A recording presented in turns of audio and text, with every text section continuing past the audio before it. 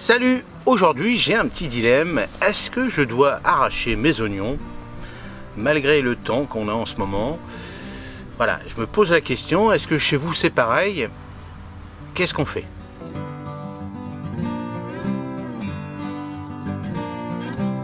Regardez-moi cette beauté. Mes oignons ont super bien poussé cette année, de belles têtes bien rondes. Le problème, c'est que les tiges sont encore majoritairement vertes.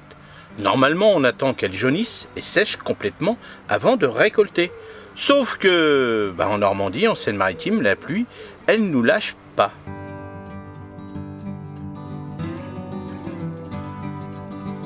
Alors vous avez vu aussi que j'avais récolté mes échalotes, c'était très bien, et je les ai mis sous le tunnel, séchés sous le tunnel, et même avec le fait qu'ils soient recouverts, ça a quand même fait pourrir mes échalotes, avec tellement ce taux d'humidité, c'était aéré, même les échalotes, ils ont dû peut-être pomper trop d'eau au moment où ils étaient dans ma terre argileuse, parce que c'est ça le problème que j'ai moi.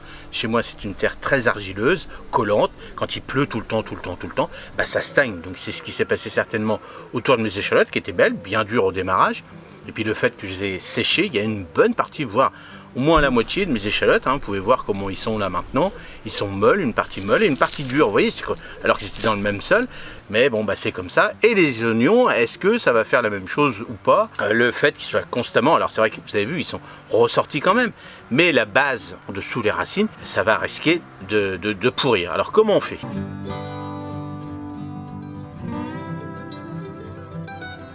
Alors le dilemme, je les laisse en pleine terre ou je les laisse peut-être pourrir au sol?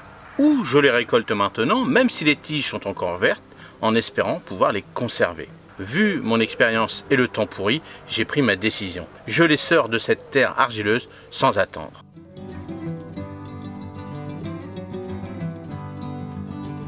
La clé, c'est de les sortir, même avec des tiges vertes, sans les couper. Pourquoi? Parce que la sève va continuer à descendre dans le bulbe pendant quelques jours.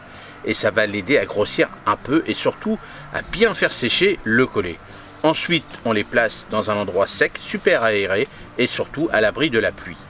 Moi, j'utilise mes tables sous le tunnel. L'important, c'est qu'ils soient bien espacés, qu'ils ne touchent pas le sol et que l'air circule partout autour. Pas question de les laisser macérer.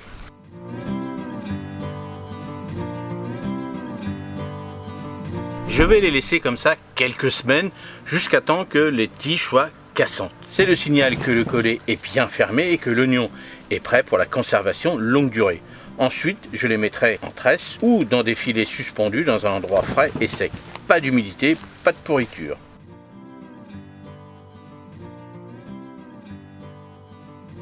Alors regardez, vous voyez, j'ai bien fait parce qu'il y a déjà dans l'ensemble, il y a déjà 2 oignons qui commençaient à avoir le collet, qui commençaient à les racines qui commençaient à pourrir. Donc j'ai bien fait, j'ai trouvé la bonne solution. Il me parlait, il me disait, ces petits oignons, viens nous aider parce que là ça va pas le faire, il fait trop humide, c'est pas bon. Et vous, comment vous avez fait? Est-ce que vous avez le même problème dans vos potagers? Est-ce que vous êtes comme moi un petit peu hésitant? Est-ce que vous l'avez fait? Est-ce que vous avez fait la récolte ou pas? Cette année, c'est pas terrible, c'est vraiment, on a beaucoup de choses qui vont pas. On fera avec, on adaptera et puis on mangera ce qu'il y aura à manger. Mais le plus important, c'est essayer d'anticiper un petit peu toutes ces choses-là. Pour ça que je vous dis toujours, regardez votre potager, allez-y régulièrement. Moi, le problème cette année, j'ai un peu plus de soucis parce que avec ma petite jambe, c'était pas facile d'aller. Je suis un passionné de jardin, donc c'est-à-dire j'y suis 24 sur 24. Là, pendant un mois et demi, j'ai pas été 24 sur 24, donc j'ai des petits soucis que j'aurais pu anticiper, comme les tomates que j'ai eu par exemple. J'ai eu pas mal de petites choses comme ça, mais c'est comme ça. Faut d'abord la santé avant tout, ça c'est primordial. Et puis j'irai chez mes copains maraîchers qui me donneront eux des tomates ou des beaux oignons. Bon là, les oignons pour l'instant ça va. Les échalotes, s'il m'en manque, j'irai chez eux. On trouve toujours des solutions. Donc le plus important, c'est que le jardin vous déstresse.